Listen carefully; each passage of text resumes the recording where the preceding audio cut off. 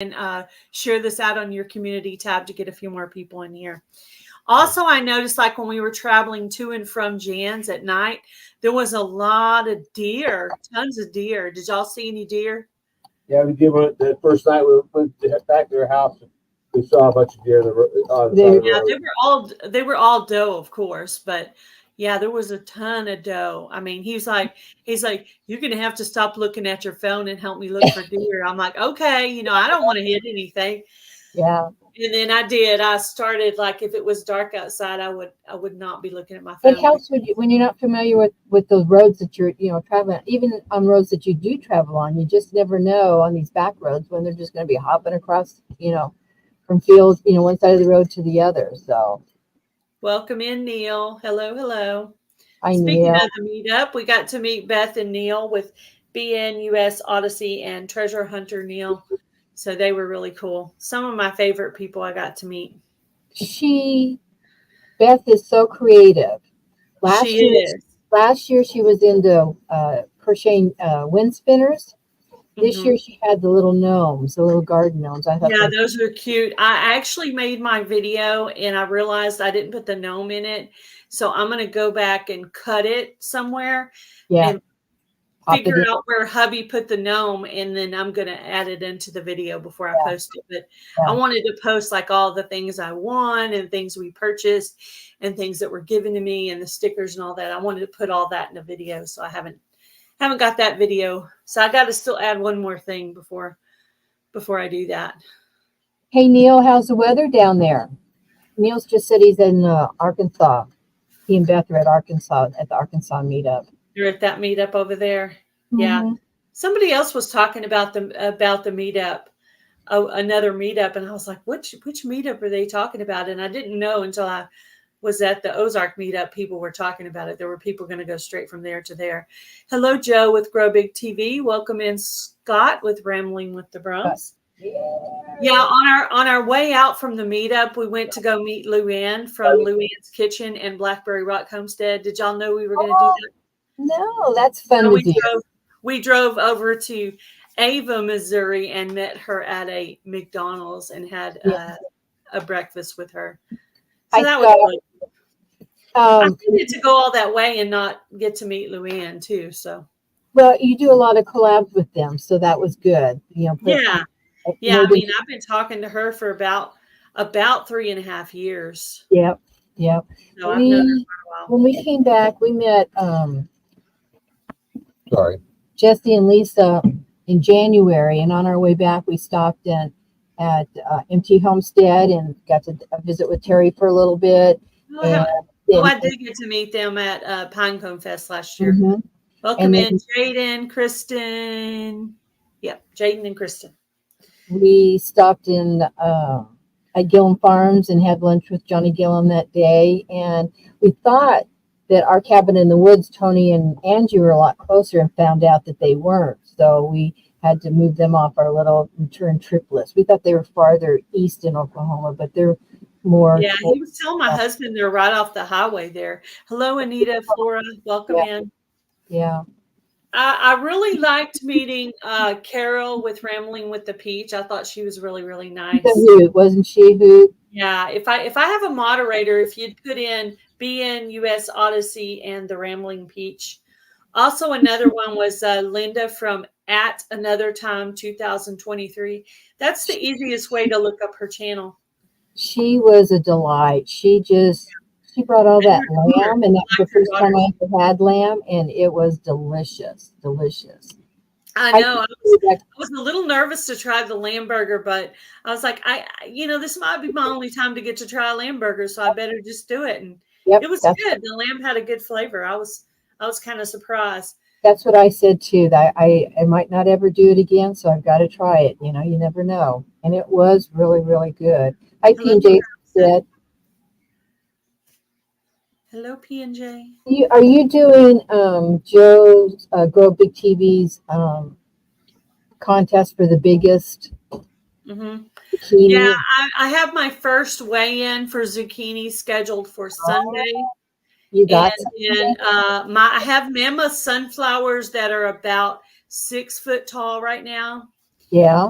And Wow. I only have one Dr. Wychee tomato. I think I might go out and plant some more. Hello, the bud files. My Peter peppers didn't work out. Mine didn't either. I'm going to try again. What am I missing? What did I not mention? I've got The watermelon radishes are did up. you do the oh, never mind. That's the survivor. That's the survivor. Yeah, I did all. Oh, and the beets. Yes, and the beets. And I just combined my survival seeds and the beets. Oh, okay. I had the ones from the Vineyard Chicks, and then I bought a pack. Yeah. And so, I'm just combining those two since they're the same thing. So everything worked out but the Peter peppers. That did not work out for me. And I only have one Dr. Wychee tomato. So. My zucchini and my radishes are growing really, really great. And my Dr. Wychee's tomato plant is doing really good. And there was something else we didn't do. Oh, I get the two things mixed up. Oh, we don't have the sunflowers planted yet because Jerry wants to put them out in the corral. I don't know if we'll make that, deadline or not. But it's just been so wet here. We can't even. We worked our cow herd last Sunday when we got back from Jan's. Yeah. And we called to schedule for pickup because we don't have a livestock trailer. So we said, we don't know for sure if you can get in because we just got another inch of rain this week. And we have no all day here yesterday. I only went out to feed the chickens. That's the only thing I went out for yesterday. Yeah, we're so saturated. So we may have to wait a week to, have them picked up. We don't want the guy to get stuck with his, truck and trailer, although we could pull them out with the tractor, but we'll have some major ruts if we have to do that. So I just, some of my plants are, kind of drowning a little bit, but I've got some more tomatoes started. And got some more kidney beans for the survival because they aren't doing, and the peppers out in the survival aren't doing very well, nor are the Walla Walla onions, but everything else is okay. Yeah, my Walla Walla onions came up and then they disappeared. So I don't know if they either got eaten by the roly-polies that are in my tires over there, or if they were just the wrong kind of onions for my area. See, these are my kidney beans right here. I don't know if I picked them at the right time or not, but I think I got about 6 ounces. I was doing the weigh-in for the zucchini, so I didn't have any purpose to weigh them, but I just weighed them just because I thought, you know what, I'm going to combine the survival seeds and Grow Big 24. I'm going to combine it and make one little short video showing my harvest. And you just tag both of them and then you got yourself covered. Yeah, that's the way I just put both hashtags in the title and description box, so I could get those 2 things done. Yeah.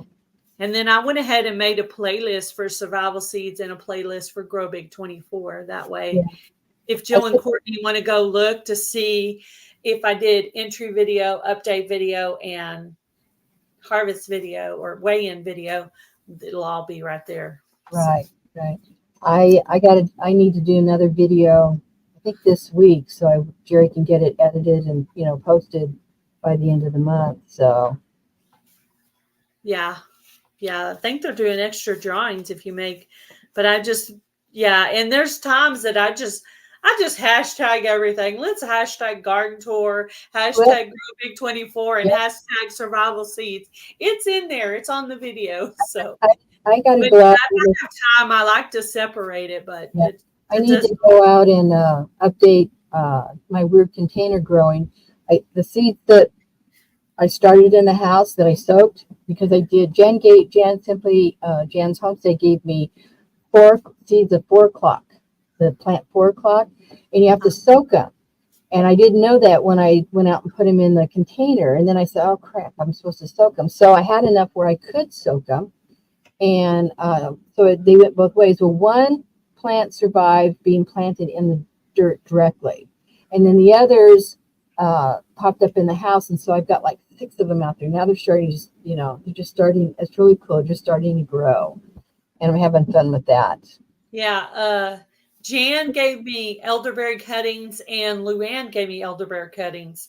Luann's had roots on them, so I went ahead and put them in the ground like the next day.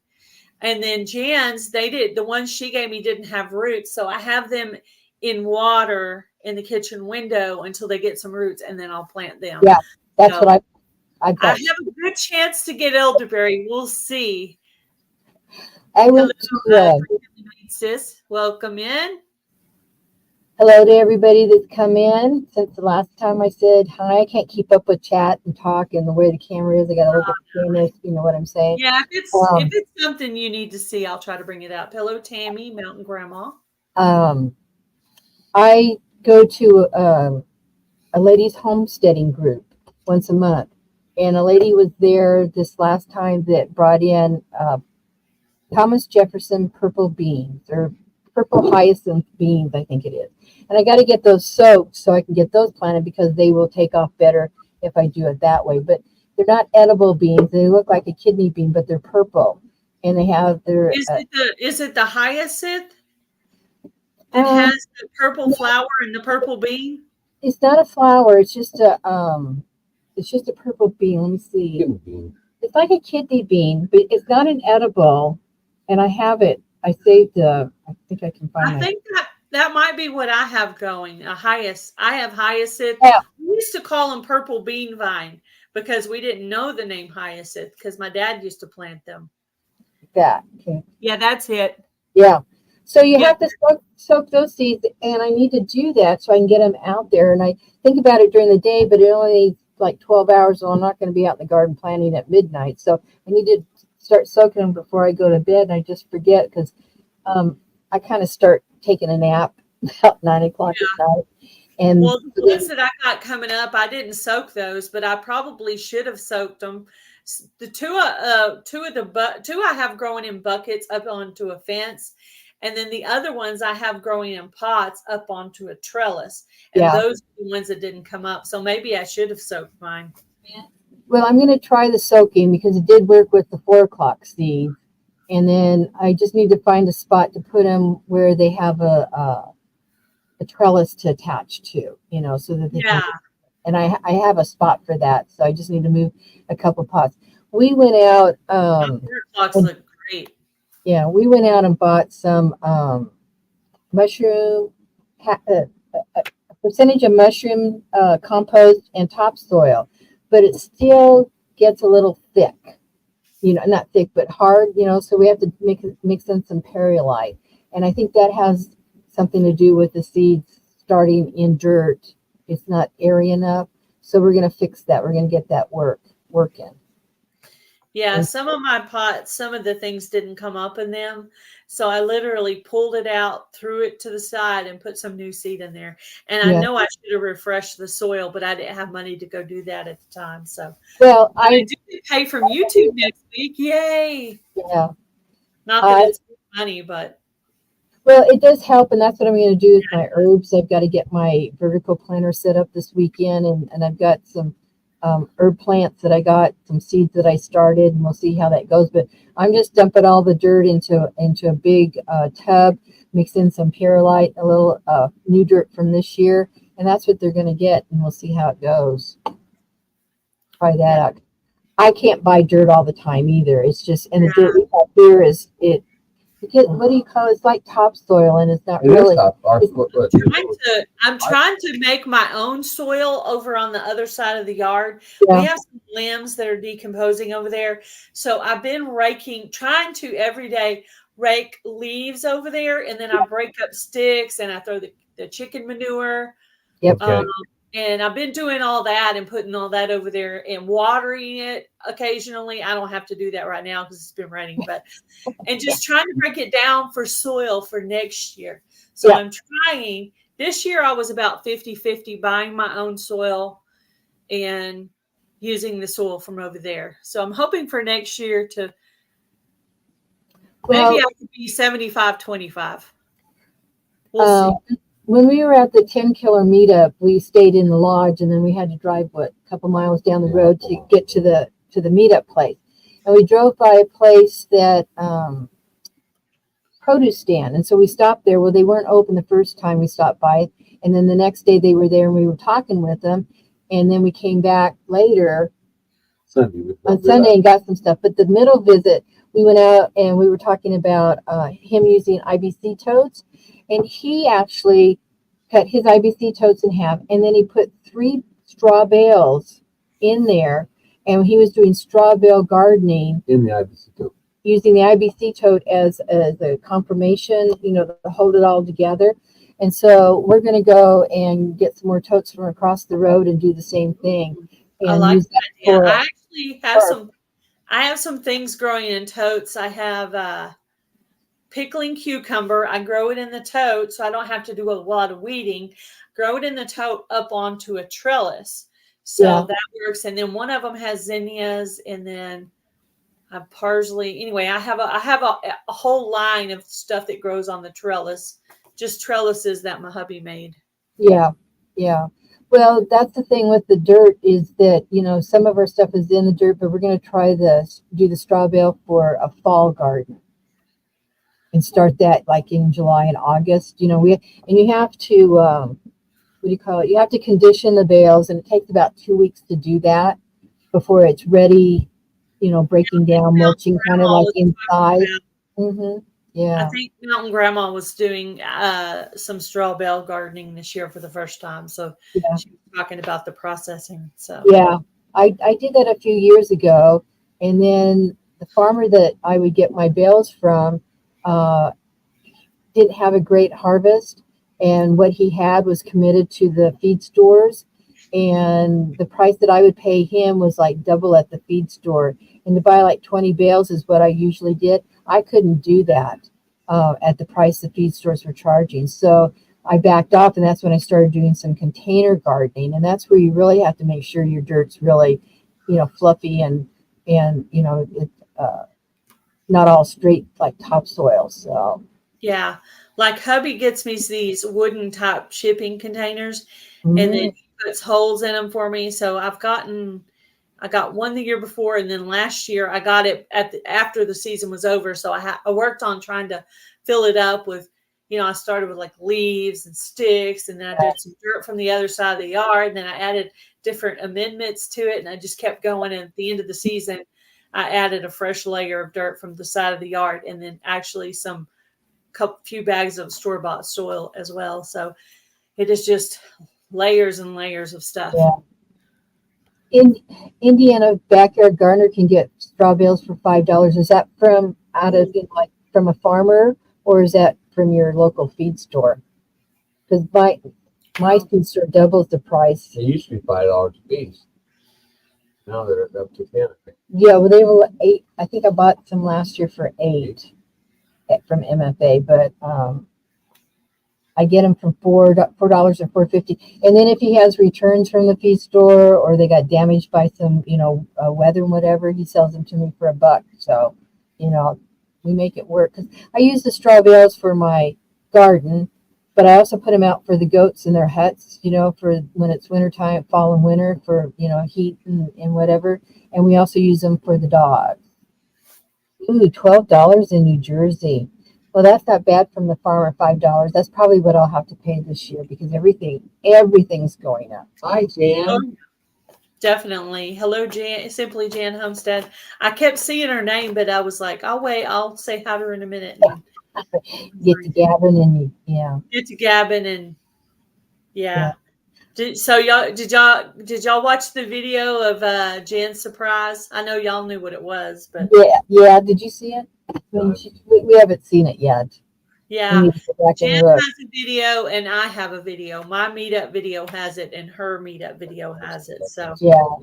I passed off Popsicle Head Heather to Jan, so now she gets to make a video or do a live with her, and then she's supposed to send her on to somebody else after that. Ah. I have 4 popsicle heads. Yeah, you do. You Yep. do. Heather texted that to me. She said, I told her I was going to make just a little slideshow video of all the people she got her picture with. And she said, yeah, call it the Adventures of Popsicle Head Heather. So that little slideshow is going to come out on Saturday.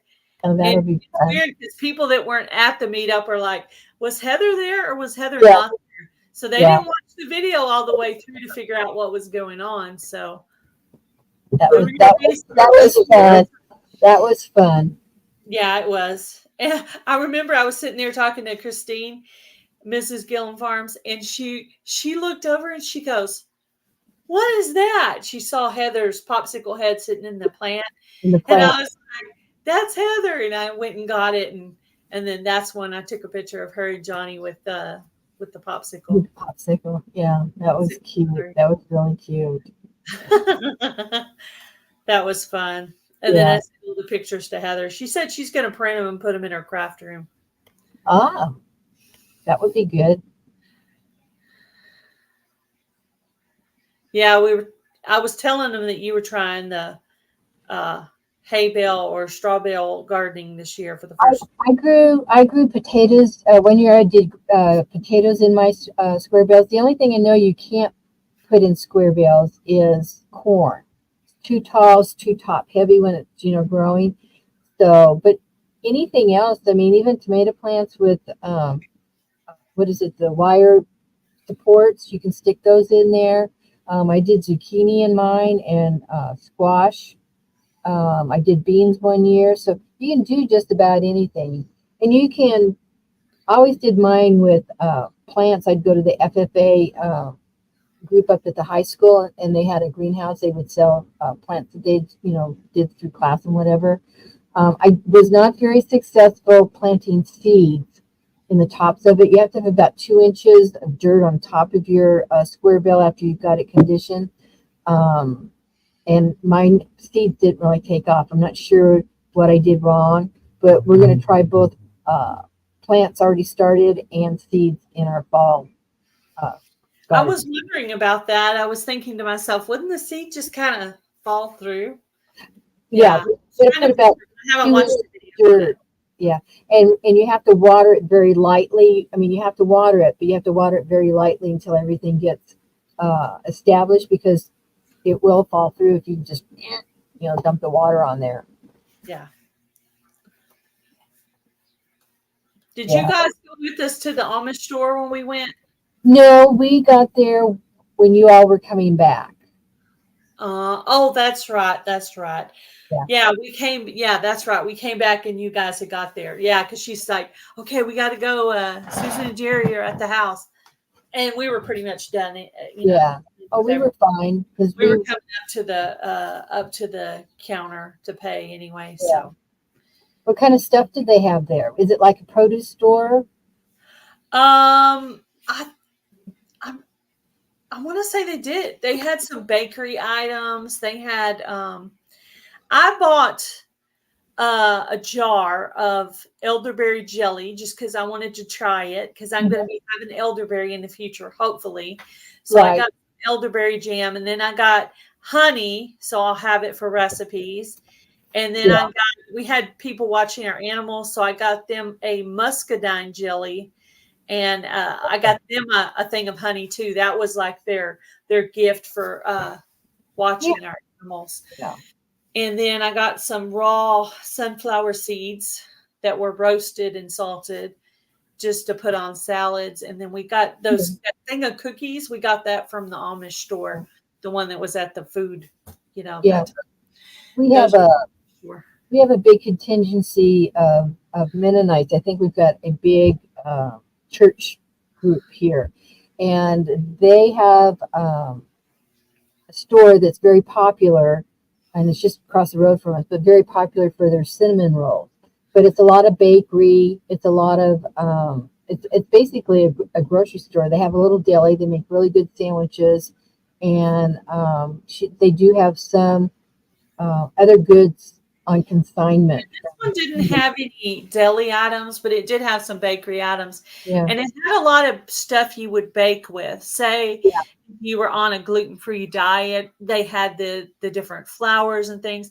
Like I probably could have picked up some stuff like that, because I'm trying to follow the plant paradox, but like I'm on the roller coaster with that. But anyway, they had mostly we purchased food items, I would say. There. I buy my spices from them. It's a little bit more economical because I get it by the ounce, and I use the the little tubs for other things. But anyway, I get most of my spices up there. Yeah, And I thought the sunflower seeds were a good deal considering they were peeled. mhm, yeah, And it was $2.70. That wasn't bad. And then the jar of honey and jelly was the good size one, not the tiny, tiny ones that you put jelly in, like the bigger right, size. yeah. Yeah, more like a pickle size. And it was like $5. I thought that was a decent deal. So When we have a couple hives, beehives out um, I uh, out that way, and the guy will give us a jar of honey that comes from the bees that are on our property, and it's a pint jar. So I've got a stockpile of that, and I'm using it right now for my meat chickens. I read about, I'm going to say his name wrong, Joe Salatine, has a magic chicken water, and it's some honey, some apple cider vinegar, and some garlic in like a gallon of water. You feed that to your chicks, and I guess your regular chickens too, but it helps their immune system. And I usually put apple cider in my adult chickens, but I'm doing this for the little I meat need to chickens do right that. now. I need to go put some Yeah, apple cider vinegar in my chicken's water. Hello, yeah. Marketplace Boutique. It's Yeah, like it's like I a got quarter it. of an eighth of a cup of it per 5 gallons. I think it's not very much. I have to look it up every time I do it, but it seems to help their immune system and their feathers. They don't seem to molt as much. And I'm really going to do it really heavy religiously rather during the winter time, because that's when I have all my molt and the chickens start slowing down on their eggs production. Yeah, yeah. I had one that was going through kind of a rough molting there, but she managed to get through it and she's looking better now. But yeah, for a while there, she looked kind of Yeah, ratty. yeah, Yeah, kind of ready. Yeah, yeah. we have some chickens that are kind of older, and Hmm, we hmm. have a mid range, and then we have some brand new ones. So the newest ones we got 3 Wyandottes and three. What was the other one? Maybe a maybe a golden sex link. I'm not sure. The chickens I get are from a little farm stand up the ways, and they bring them in by the truck. I guess I'm not sure how they're delivered, but sometimes they're in a kind of a ratty situation because it's the time of the year, or whatever. But they come from the chicken houses, because the chicken houses around here only keep the chickens up to a certain time period. I think it's a year, almost a year, and then they rotate them out. Well, these people buy them and then they turn around and they sell them. So that's what I don't want to wait for the little chicks to grow up and then the eggs and all that kind of stuff. Um, I want eggs right away. So that I buy them by the dozen up there, and I Yeah, bring them home, and then I do the vinegar and whatever, and they come along. They're back in production, within a week, and they start looking really good. And then I let them free range in the afternoon and lock them up at night. So I keep them locked up until they're done laying their eggs, and then about noontime we let them out, and they're out eating the bugs and the ticks and all that kind of stuff. And yeah. We since we do mostly, and since we're doing small, well, decent sized backyard, we pretty much just buy ours 6 at a time. yeah, But right now we have 13. We had 2 die last year with the weather. I had gone oh, out of town and I was visiting my sister, and my husband was trying to maintain working all day and taking care of the animals by himself. yeah, 2 of them passed away from the weather, from wow, the heat in Texas. So yeah, it makes me really nervous about going out of town during the hot, hot heat. So yes. good thing Pinecone Fest is in October because it's not so hot then. No, no, that'll be a nice time. That'll be a nice time for sure. I just have to make sure my chickens stay, because we aren't fenced across the front. We don't have a busy road, but we do have a road. And, when they've got their mind on a bug or something, they're not looking for traffic or whatever. And so that's how we lost a lot of guineas when we first moved here. We had guineas out there for the bug population. But um, the chickens, they'll kind of like walk across the road. So I have to, that's my biggest predator per se, other than the raccoon that we had. When was that? A couple years ago? Oh, it's been probably We had raccoon where raccoon literally get into our coop and literally wiped out half my flock in one Yeah, night. we had a raccoon kill 4 of our chickens about Yeah, 3 years ago. yeah, it was terrible. Yep. They kill for fun. Yeah, but we took care of the problem, and that's I the didn't see them, but my husband said they were pretty mutilated.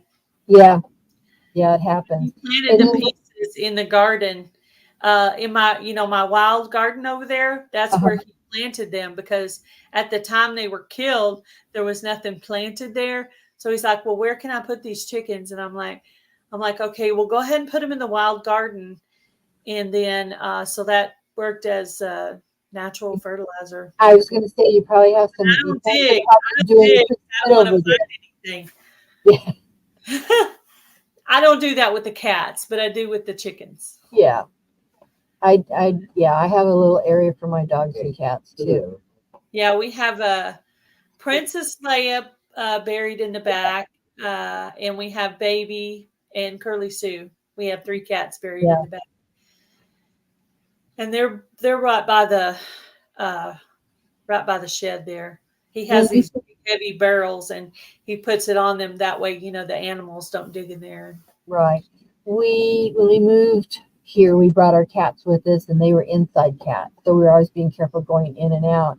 And then we evolved to where the cats we have now are in and out all the time. They come in at night most times, but they're out during the day, and they've got their job. They're out there looking for the little mice and whatever. They don't bother the Yeah. rabbits, but Yeah, we have one indoor outdoor cat, and then yeah, we have one cat that's strictly outdoors because after she got her surgery, it messed up something and she started potting inside uh, like it was just really gross. So I didn't want to put her out there, but I had to. And then that's when we got Curly Sue, the one that just passed away.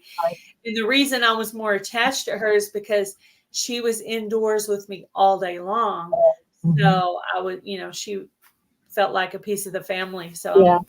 that's why I struggled a little bit with that one. But yeah. I struggle with every single one of them, dogs and cats. We the first when we moved out here, we brought 6 dogs with us, and they've all since moved on. And I rescued, I guess is what you would call it, the ones that we have now. One dog, the German Shepherd, we rescued from through Pinecone Fest last year. German Shepherd rescue group in Texas, and then our cattle dog. Um, we paid for her, but she was actually rescued because the first owner didn't want her. She didn't do the job that he thought she should be doing, and he had other ways of taking care of her. And the breeder said, "No, I'll take her back." And so we got her for a pretty good price. But the others we got in different ways as rescue. So I have a motley crew now. My Missouri dogs are a motley crew. Yeah. Well, Bright and Curly Sue were both, born of our stray cat that we used to feed Daisy. And she did eventually pass away too. I don't know what of. I'm going Yeah. to guess feline leukemia, but I'm not sure. And that's what we think maybe Curly Sue passed away of. She did get her vaccine. So I don't know if it was just already prevalent in her when we gave her the vaccine. I don't know. I mean, it costs a lot of money to get those tests to find out what's wrong. So Did she do a lot of coughing? no. I had a Siamese cat. She started getting skinny. That was one of the signs I started to be able to feel the bone on her back. See, I had the last cat that I lost last December. That's what happened to him. He started losing weight. I changed dog foods for him, blah, blah, blah. No, I've never made cowboy candy. I need to get a recipe and see what it's all about and maybe try that. Yeah, I would have to have jalapenos for that because all I have growing in the backyard is cayennes, and that would be some hot cowboy candy. Yeah. But when I took her to the vet, Jerry wanted me to take her to the vet, and so I did, and they did some tests on her, and it was a thyroid, it was a couple different things, and she was already 15 years old. He was 15 years old. And so I made a quality of life decision because I'd have to buy that science diet cat food, which is very expensive, and just for one cat. And then he would have to be on this medication that I would have to give him every day, and then renew it every month. And I'd have to take him back for tests to see how he was doing. Yeah. And it's really hard, but it's always something that I tell people that I work with, that, you have to make a quality of life decision. You have to decide what you can and can't do financially, and nobody should judge you for those decisions. And I stand by it. The day that she passed away, I had just texted my husband that morning and said, I think we need to talk about getting her put down. And I had just started thinking of that, but she died on the steps in our living room. I think she was coming to me. Yeah. I was in the kitchen. I had been on a live, and I made myself like a homemade iced coffee, and I was going in there and I was going to sit and spend time with her, which I had been doing every day since she had been sick. I would sit down and just hold her and talk to her and just spend time with her every day. And then, I just looked over there, and I went in, and the first thing I did was I took my contacts out because I knew I was going to be crying. It's hard to cry with contacts in. Put my glasses on, and I went back in the backyard, and I was holding Miley, and just crying hysterically. I'm sure Miley was like, "Oh my gosh, what's wrong with you?" Yeah. And hopefully my neighbors didn't hear me because I was throwing a hissy fit in the backyard. And then eventually I pulled myself together enough. I came inside because I knew when my husband got home, he was going to be carrying her and burying her out there. And I didn't want to be there for that. So I just went and hid in the bedroom. And he's like, well, are you going to stay with her? I'm like, no, I'm not. You did that part already. Yeah. Yeah. No, I had been saying goodbye to her for about a month and a half, 2 months. I knew something was wrong with her. Yeah. So I stayed with my cat when they did it. It was very hard. People can do stuff like that. I'm not one of those people. I'm very, very, very sensitive, and I just it even took me a little while to even go in the living room after that. For a few days, I couldn't even go in there. Now I still look at it, but it's not as bad. But sometimes I'll go by, and one of the lives will be playing in my bedroom, and I'll see me holding her or something, and that'll get me teared up because, she was always right beside me. She was always here, so.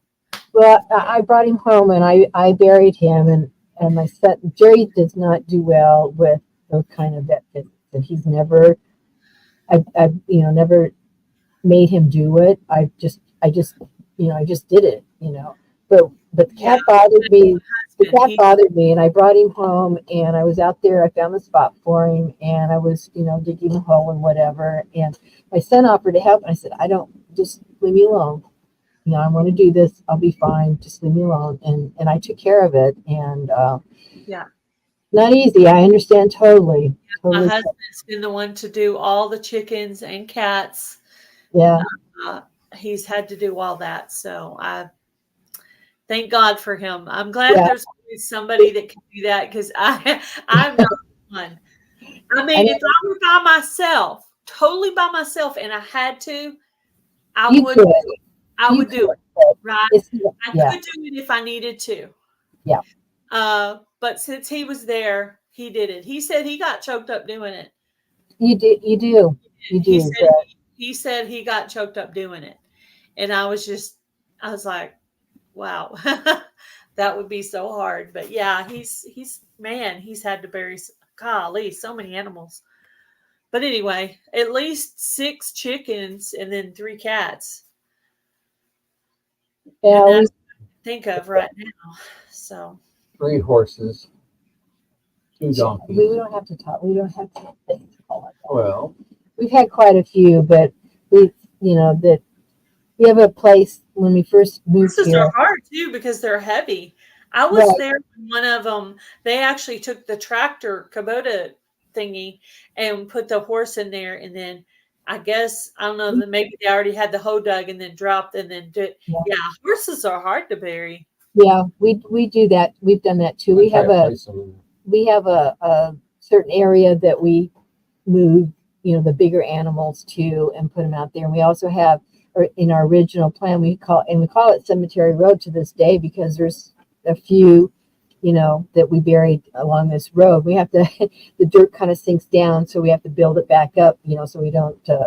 Have you ever had to put one down with a pew pew? I've had the vet out here several times, yes, because I've been there when it was done, but I didn't. But it wasn't my pet or a pet I was attached to. But still, I was sitting in the vehicle and they were over there doing it. So when I heard the shot, I didn't look over because I didn't want to see anything. Well, I just looked at it.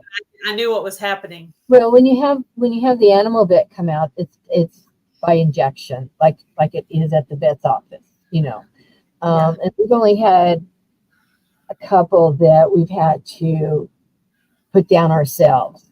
I think one or two. I don't want to misspeak, but it's not that.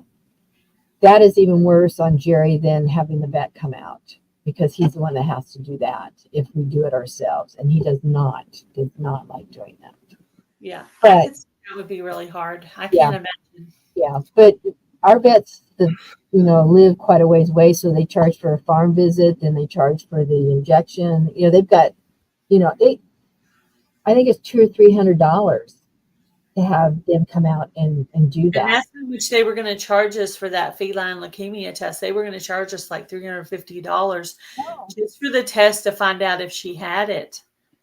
And you find out for sure, but the end result is still going to be the same. So I just look at it as quality time. We assume that that's what it was, but not for sure. She was the mouser. Yeah, so it's possible. She could have gotten something from a mouse. She did go in the utility room where she did occasionally catch those little water buggy things. We also, my husband had received a plant as a gift when his father passed away. She had messed with that a little bit. After she died, I made him throw it away. I said, it could have. Well, number one, it's probably a bad memory for you to see that plant, to remind you of that every second, even though I did put a picture on the refrigerator. But I made him throw it away. I'm like, we're not going to lose another. If that's the purpose, why she died was that stupid plant. He threw it away because I was upset, and he didn't even want to hear what I had to say after that, because I was like, I looked it up and I was like, I was mad. I was like, did you look up that plant to see if it was okay for cats? I looked it up. I pulled it up what it said. I showed it to him. He took the plant and put it out in the dumpster. He didn't say another word after that. There's so many things it could be. Yeah. So I just don't know. That's what we have to watch too, is when landscaping around, like where the horses are at, there's quite a few trees that they can't eat the foliage. So, I mean, they're beautiful trees, but we can't have them close to where the horses are, where the cattle's at. We have to figure out different other types of landscaping for shade and, and put buildings up and stuff. And it's always the first thing that, Jerry says, is it good around equine? Is it good around cattle?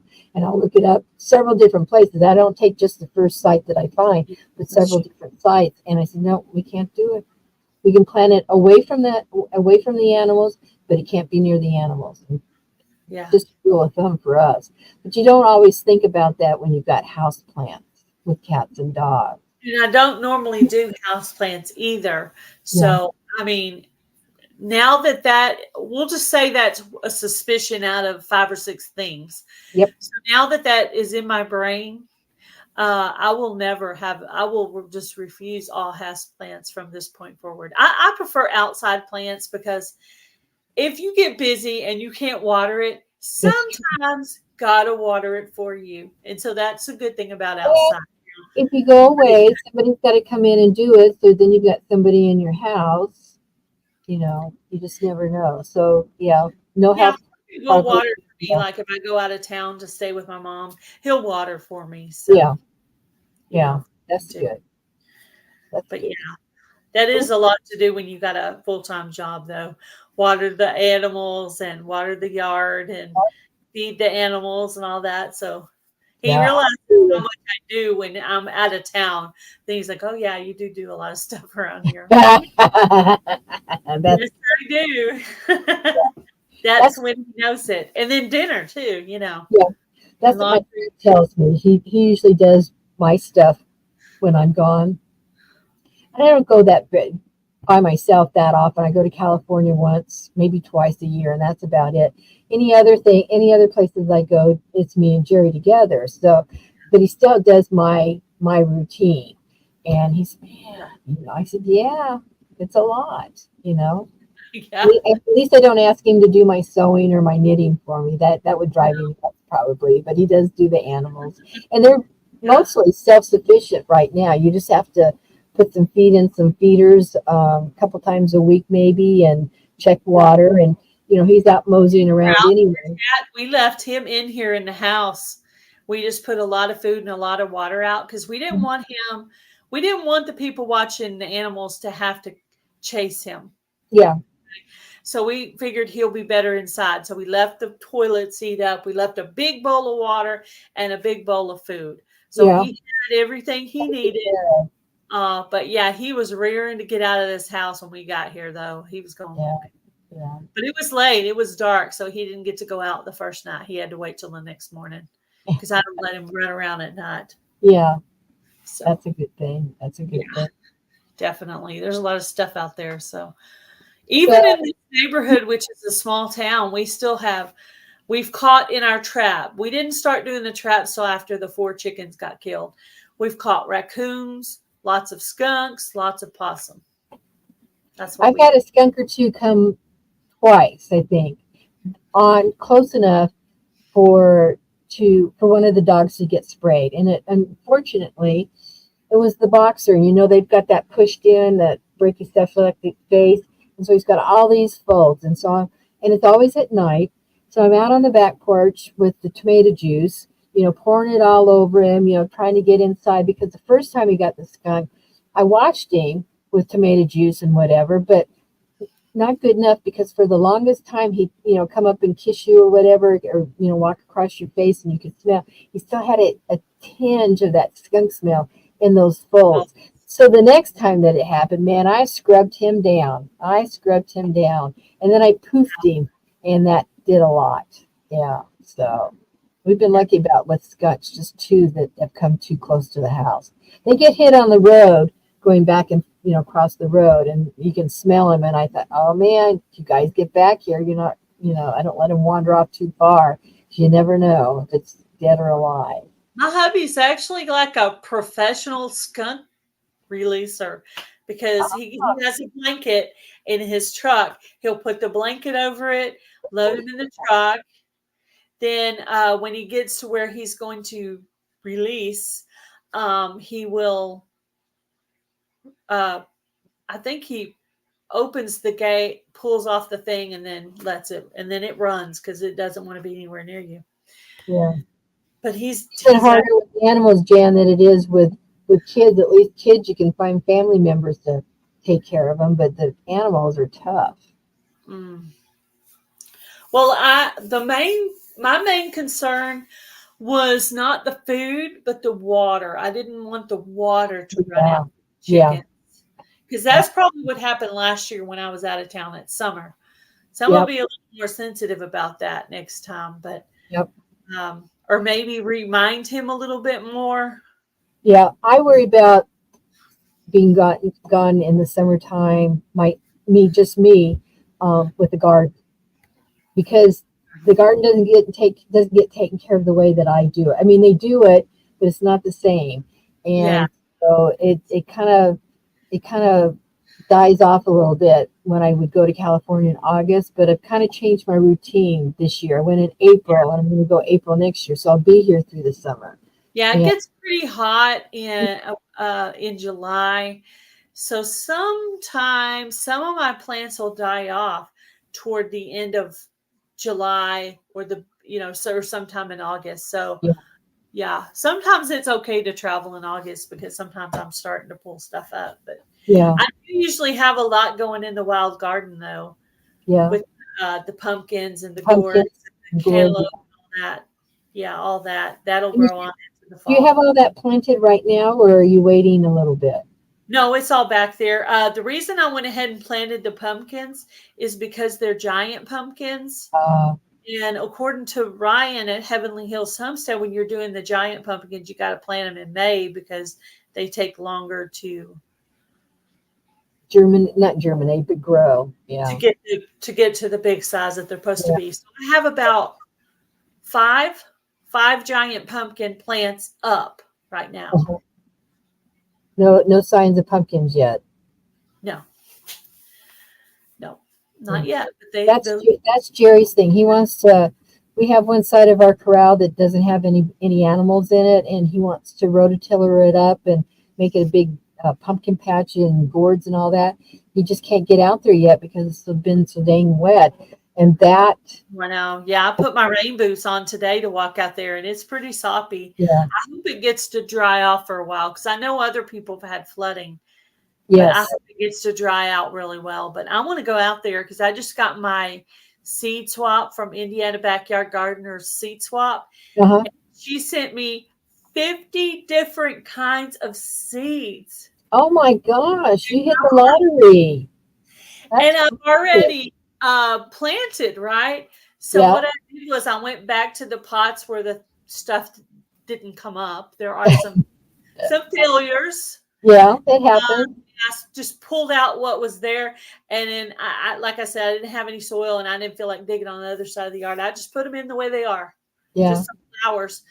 And I'm like, okay, hopefully I'll get some flowers out of that. Now, I haven't had any trouble with nasturtiums. I can throw them any old dirt and they just pop right up. But other people, they have problems. So maybe it has to do with soil temperature because it's really hot here in Texas.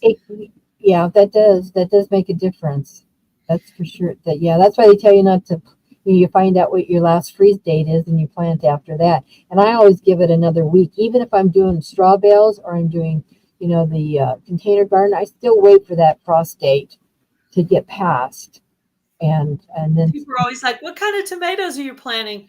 I don't know. Whatever I went off of Garden State Gardener on Sunday Fun Day. That's what kind I'm planting. Dad. See, I'm not picky.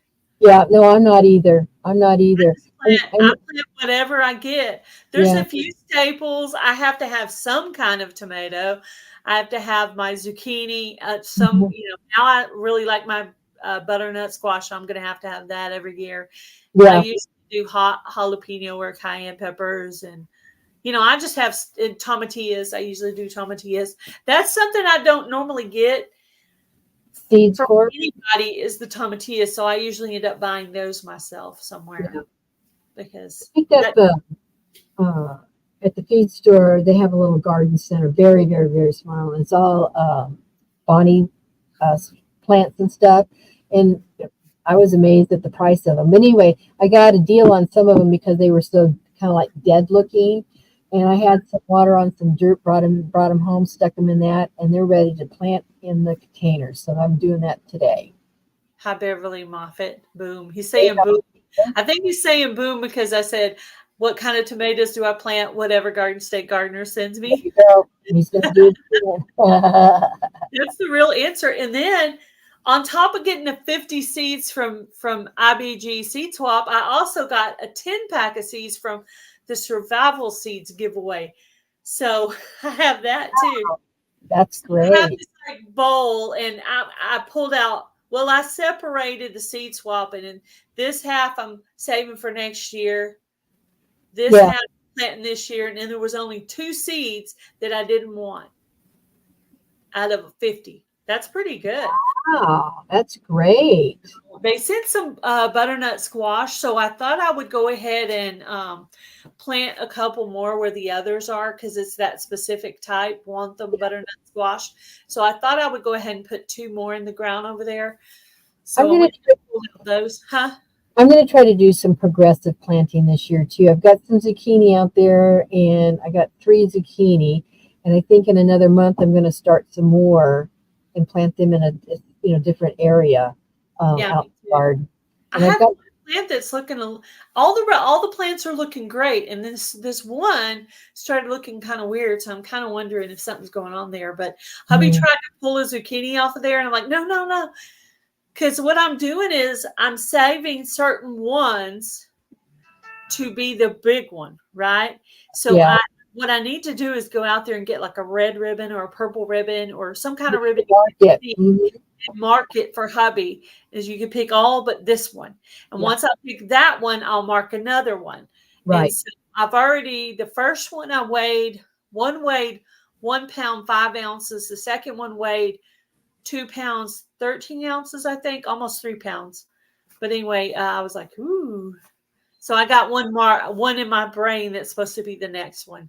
So I know I need to get over 2 pounds. Yeah. You need 3 pounds, over you 3 need to pounds. mark them. You need to mark them so they don't get picked on. Yeah, he doesn't like to plant stuff, but he likes to harvest things. He loves going out there and picking things. Yeah. Like, oh, not that one. That's my Grow Big 24 one. So Yeah.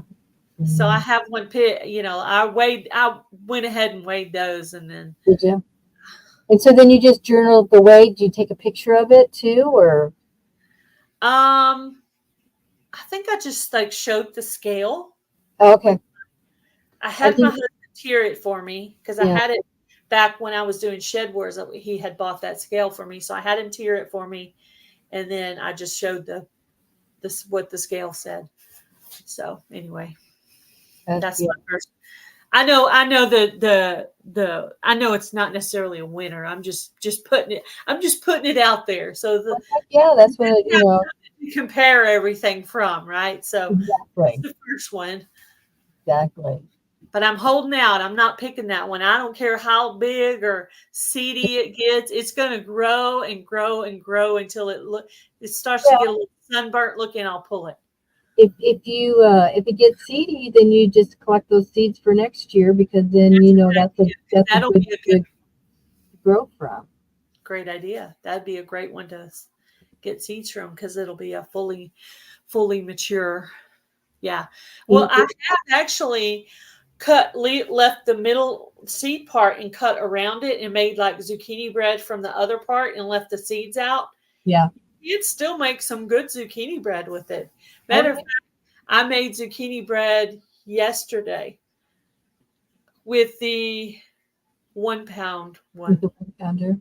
Yeah, with the 1 pounder. I've got some, I shred up my zucchini and freeze it, and then I did that last year. I have to make sure I get all the water out of it so that it doesn't, make a really soggy bread. I learned that the hard way one year. So yeah, yesterday, instead of putting the 2 cups of zucchini that it said, I went ahead and shred the whole entire 1 pounder and put that whole thing in there. They were so moist.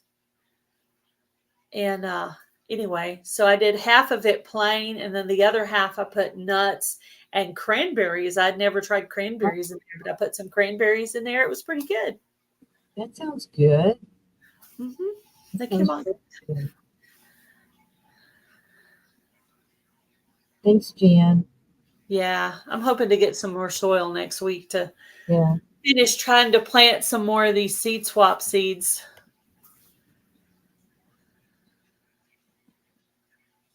Okay. To watch Sunday fun day.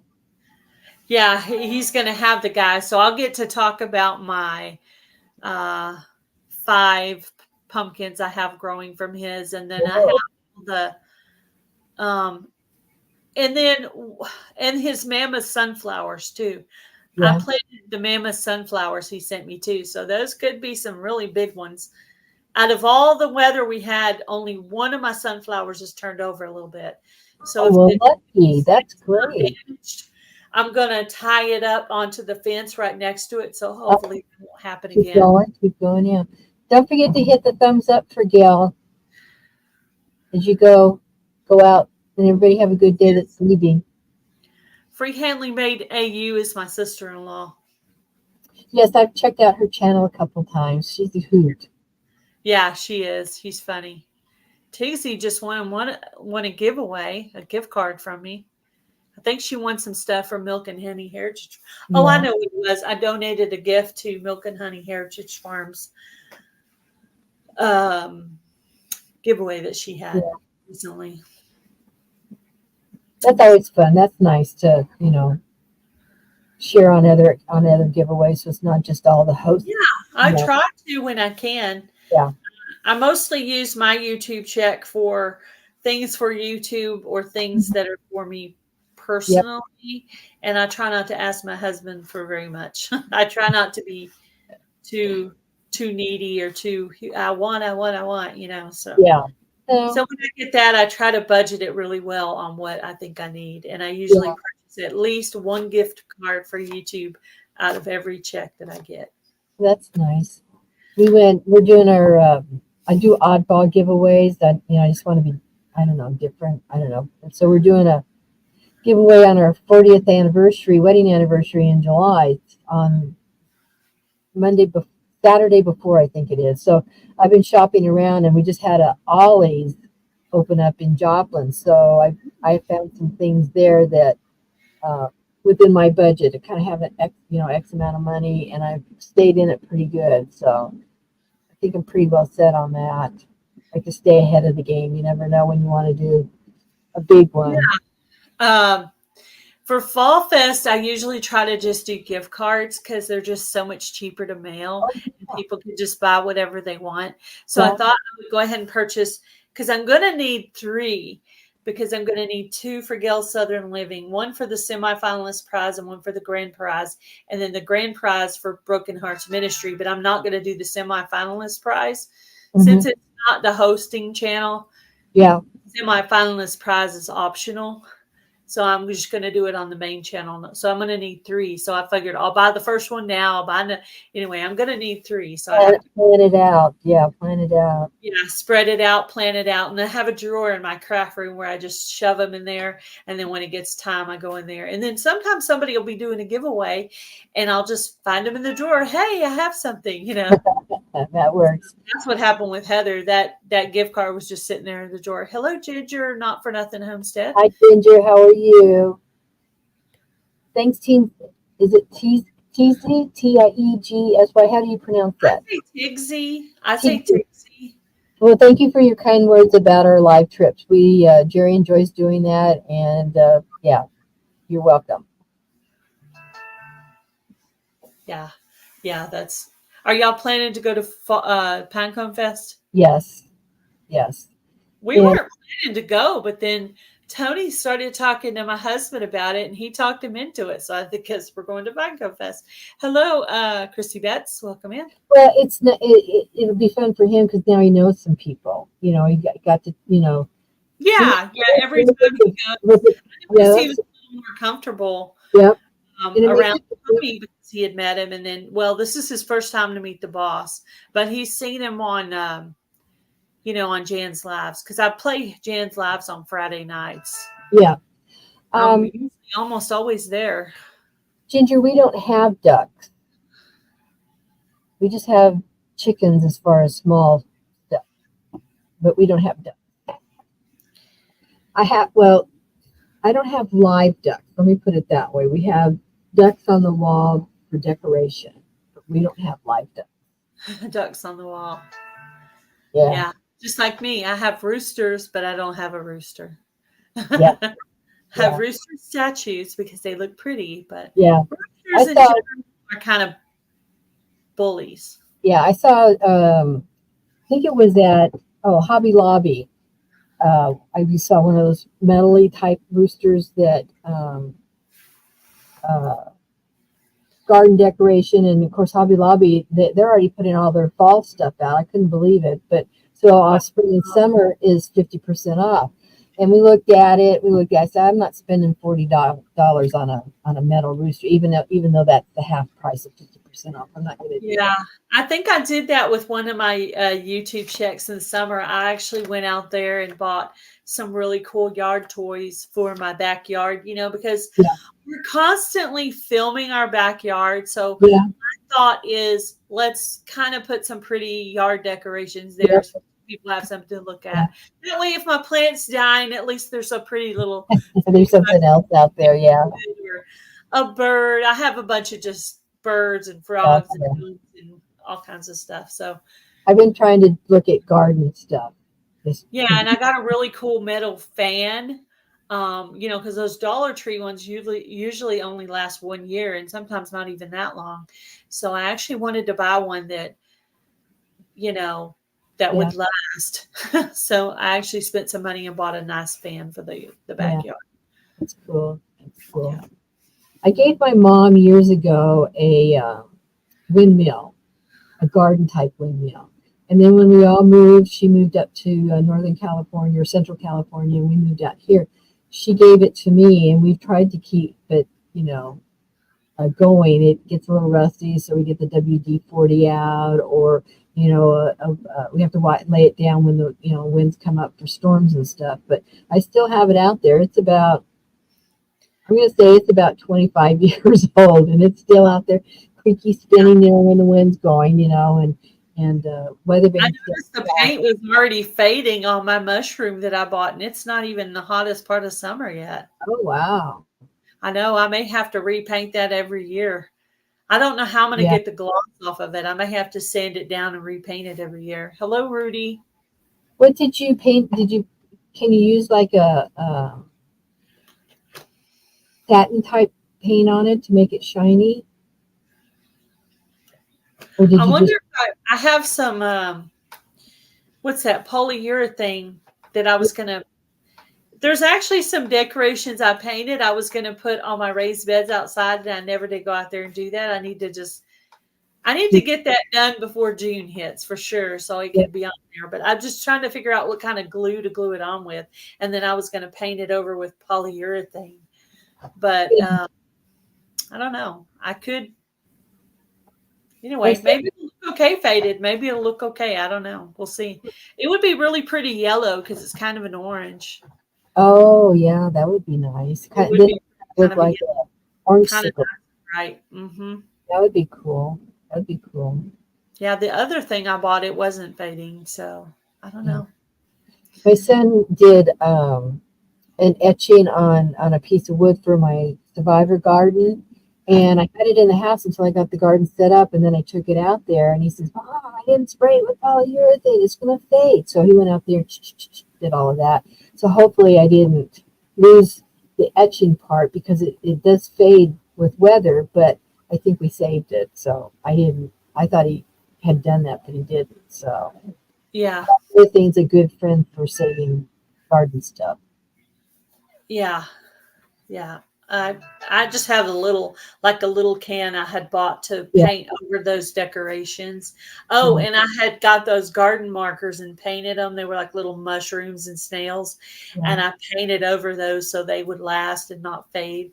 So, but it did work. But some of my plants aren't doing as good as I hoped, and I'm adapting by throwing more seed in there. Look, I meant to put zinnias there. But yeah, that's what I do. I throw more flowers or more herbs, or as many seeds as I have, I could just throw something else. You got that 50 count pack, the other day. I know. I don't have to. I mean, the only time that I'm really, really super careful about that last frost date is if I have like only a few seeds of something. Mm-hmm. Then I'll wait. But other than that, if I have lots and lots of seed of something, I'll do at least a half or a third of the pack, just because maybe I can get it up. Yeah. My brother's like, why are you already harvested zucchini? I said, because I'm a rebel and I put those seeds out too early. I made them grow. Yeah. So that's cool. Yeah. I've also been doing a lot of, I mend the soil. When my plants start dying off, I started mending my soil. Makes a difference. Right at the end of the season, so it can sit there all throughout the winter. So we have to keep it up. Take don't just dump it out. You can revitalize it and recycle. I take the pots of dirt that I have, And I know a lot of people don't recycle their dirt, but I throw them in. Like I have one bed that I'm going to plant in next year, but there's nothing in it right now. So as I go to emptying pots, I'm going to put my dirt in there. In that area. I pull out the stuff so there's not random seeds, but I'm going to recycle my dirt into there. And a lot of times I'll go out to the wild garden and I'll recycle the dirt out there too. So, but then when the next year starts, I start amending those pots for the coming year with fresh stuff, you know. That worked. That's really I can't afford to just throw the dirt out. I know people are like, don't use the dirt again, but I have to. I can't. You amend it if you add to it and you put some fresh, some new dirt and some perlite, and all that, then you're just making new dirt. You're not really, no, I wouldn't throw it out either. Yeah. I put it into the bed and then I just kind of start new. I'll do a little dirt from the others. I might put some crushed up leaves on the bottom and then some dirt from the other side of the yard, maybe some bone meal and then maybe some store-bought soil. And I just maybe a little fertilizer. I just mix up stuff. It's all going to work out great. Hey, Rebecca. Hey, hello, Rebecca. How are you?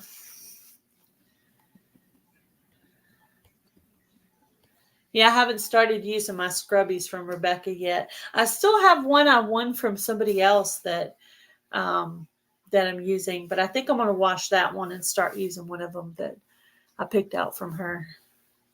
That'll be good. Yeah, I don't know what they put in it to make it scrubby like that, but I hope she got to sell a lot of those at the meetup. At Jan's meetup? Yeah. I think she got there we left at 5-ish and she hadn't left. I don't know when when we were over there sitting at Fireside on Saturday, she showed up while we were sitting there. I think it was before dark.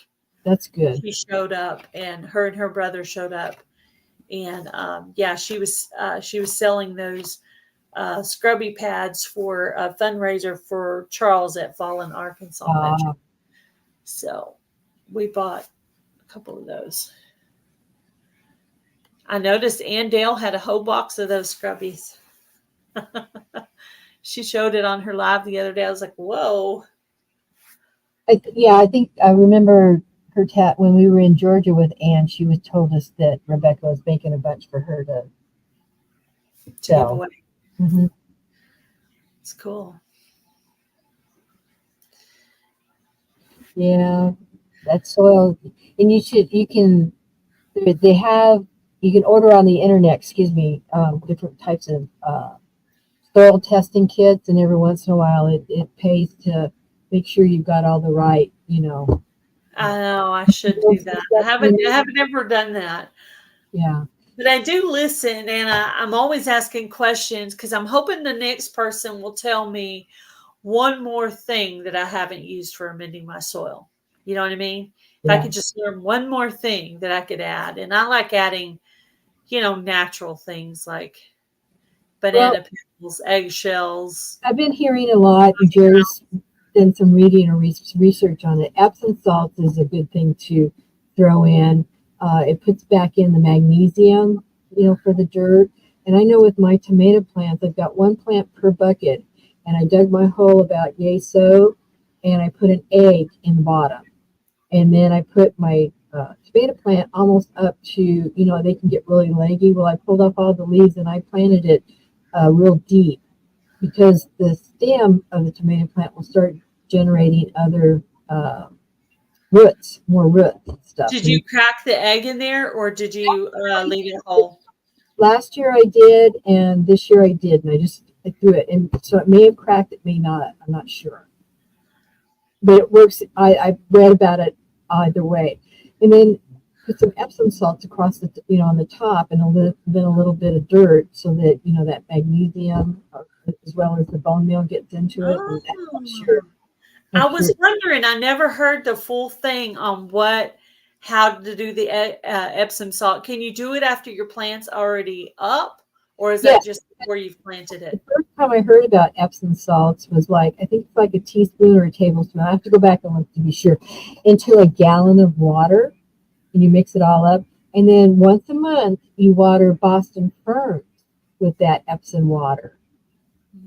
That's when I first started hearing about it. Then he came and told me he either saw it on a live or he saw something on Facebook about it, that Epsom salts, on the top of after you get your plant in, and it doesn't have to be just tomatoes, it can be anything.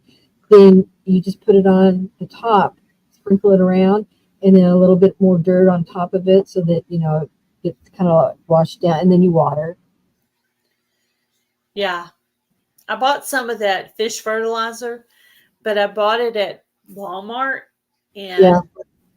it wasn't a liquid like it was supposed to be. It was like a solid. So I'm thinking it's probably not too good. I was worried I was going to burn out my plants with it. So Right.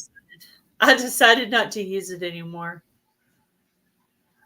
Heather, I think you just need to look it up. Google it. I'm not sure how much you do. I say sprinkle, and to me that's like a dash, like when you're sprinkling salt into on food, like when you're seasoning. To me, that's sprinkling. So it's just like a pinch in your fingers, and you just sprinkle it around. Oh, that's okay. No problem. Whichever channel you're on is fine. I don't even know what channel you're on because I don't have my phone pulled up right now. I can just see everybody, but I don't know where they are. Yeah, I don't either. That's all right. Wherever you are, you are. So that's Right. That's good. Well, you're enjoying the conversation. Yes. Yeah, actually this morning I looked at my watch time and I was at 2182. So it's consistently climbing. That's good. That's excellent, Gail. That's great news. Yes, it is. So I think I might accomplish the goal by August 10th. I was starting to get worried, but then people started helping me and it's starting to look You like just have to put the word, yeah, you just put the word out, and it's amazing what comes your way. And sometimes you're surprised by who's doing it, and somebody you wouldn't have even thought about. My family too. My brother texted me the other day, goes, how's your watch hours? And I told him, he's like, okay. So then there was a day, most every day it moves up by at least 2 hours. But one day it stayed exactly the same for 2 days in a row.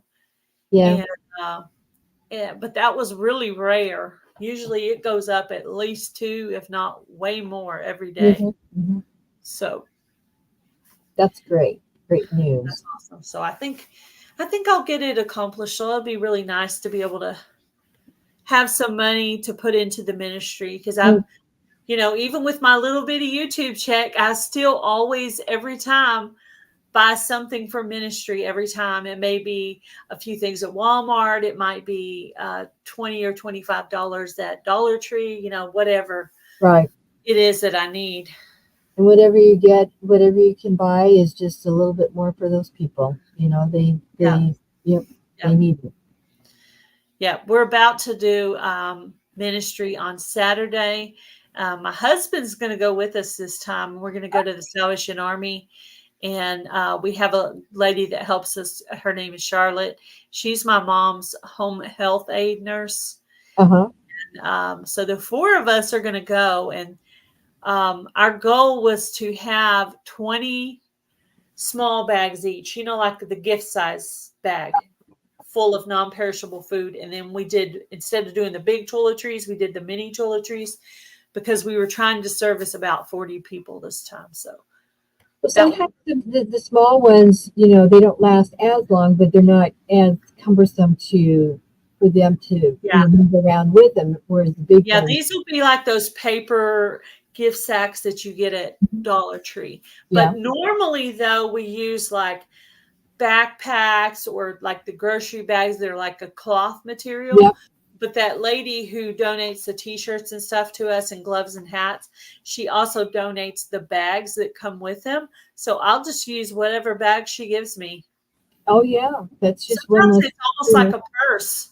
Yeah, and it allows you to spread your money out a little bit farther instead of on the bags. You can. Yeah, and then Walmart had those grocery bags for 50 cents, and I purchased about probably $12 worth of those. So just, you never know when the donations are going to stop coming for something. So Mom and I both wanted to get some of those while they were on sale. Oh, absolutely. If I go in Dollar Tree and they have a whole bunch of hand sanitizer or a whole bunch of wipes or a whole bunch of toothpaste on sale, one time they had a whole bunch of wipes and they had them 4 for $1 for 25 cents each. And I called I went outside, paid for my items. I went outside, called my husband. It's like, hey, can I have like about $20? I said, because they have wipes on sale and I could get a lot. Because normally they're 97 cents at Walmart or $1.25 at Dollar Tree. And I was going to be able to get 5 for $1.25, which would be the normal price. So that was a good deal. And I actually opened one pack up and they're perfectly wet and fine. So they were just close to their expiration date. Yeah, that's correct. Did you buy all that they had? We bought them all, every single one. He said, okay, that's my donation. So. Oh, shit. He's a keeper. Yeah, he is. He bought, when we went to a Dollar Tree when we were over there in Missouri. Had a few items I was looking for that I'm having trouble finding here. And one of them was those 3 packs of empty bottles. Mm-hmm. So I bought 15 packages of those empty bottles. So that's 45. Because we got the big thing of shampoo and we load them up to where in those. Yeah, and we do that. And that way we used to give them full-size shampoo bottles, but we figured it was making the bag kind of heavy. And so we figured the smaller one would be easier for them to carry. So, then we also found some long johns on sale at the Walmart there. So I picked out 3 pairs of those. I think 1 medium and 2 extra large. They were for $3 each, and they're about $12 these days. So $3 was a good deal. Wow, that's great. That was a great buy. Yeah, it was. That's the kind of stuff I can't pass it up. I wasn't even looking.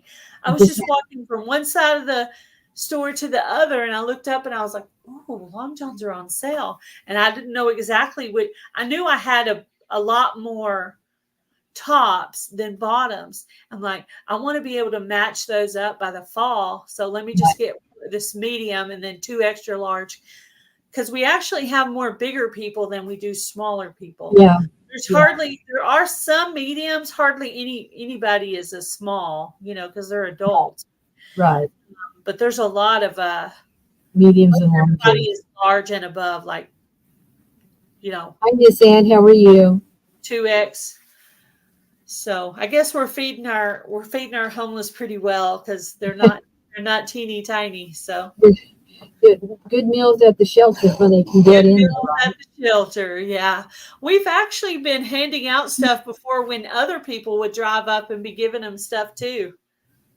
That's happened to us multiple times. I guess there's other people, but my mom, we either go to the Salvation Army or we drive around the streets and look for people with backpacks and bedrolls or signs. The signs. We like the signs. The signs just tell us it identifies exactly who they are. It's like having a driver's license or an ID card. Hey, there's one. Yeah. It makes it easy, but we kind of got our eye trained to look for them. So, and are they appreciative? I mean, they're actually looking more for money, but are they appreciative of what you are able to do for them? It's pretty rare. I used to use the word homeless. I don't use that word at all to them now because they're offended. Right. So now I just say, would you like a goodie bag? That's exactly what I say. And they're like, yeah, sure. Only a few people have turned us down. Okay. One of them was really, really super hyped up on something. And then a couple of men were just prideful. Maybe they were homeless, but they got a check from the government or something, but just couldn't afford their own place. But yeah, occasionally we do get turned down, but usually people are really nice. That's good. That's good. I really don't care how mad they are when they take it. True. Because that's not the point is to provide it for them, right? It could be rude to me. I'll still give it to them because that's my, that's pretty much what I consider to be my calling now. Mhm. So I'm rushing over to get to them, and I just hand it to them, and sometimes we pray with them, sometimes we don't. Right. And that's it, and then we just go on. But we pray at the beginning of the day to make sure that we find the people that need our help. That need it. That's Mhm. And there's been multiple times where they said, "Oh." One lady, she said we were giving out packs of Long Johns, and we'd take the Ziploc bag and put the top and the bottom in there. And she says, "I was dreaming about Long Johns last night." And then another guy, we were handing him a sack lunch, and he said, "I was so hungry." And he's one of the ones that actually asked for 2. Yeah, so we've heard a lot of stories. I think that particular guy said he had just got out of jail and didn't have anywhere to go. Huh. So we've heard all kinds of stories. Oh, I bet. I'm sure. Wow. Yeah. Well, anyway, I think I'm probably going to get off here and go do some planting outside. I got a lot of seeds. Yeah. I got a lot of seeds to plant. Yeah, I'm with you. Not even trying to get them all out. I don't even have enough space, but I'm gonna throw a few more flowers out there. And she sent me one kind of rare squash that I want to try to find a place for that. And Good. yeah, I like my squash. It almost looks like a pumpkin though. I don't know. We'll see. I'll try anything.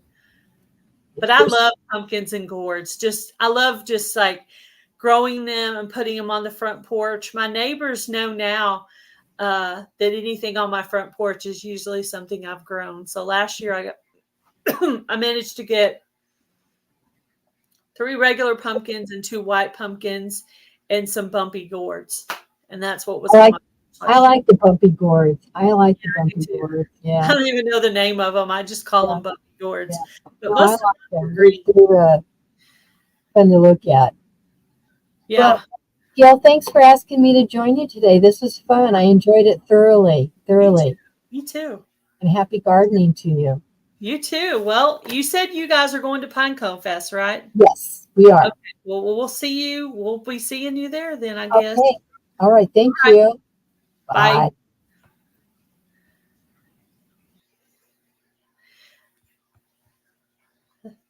Thank you guys all for coming in and hanging out with us today. Appreciate all you guys doing our little post meetup live. Oh, I missed a lot of comments there. I guess I didn't scroll up while I was talking. Hello, Homestead in the Wood with D. I apologize if I missed any comments. I think I didn't scroll up. But anyway, thank you guys all for coming in. I appreciate all of you. And email me if you want to exchange playlists with me. I'll be glad to exchange with you. So bye, guys. Thanks for coming in.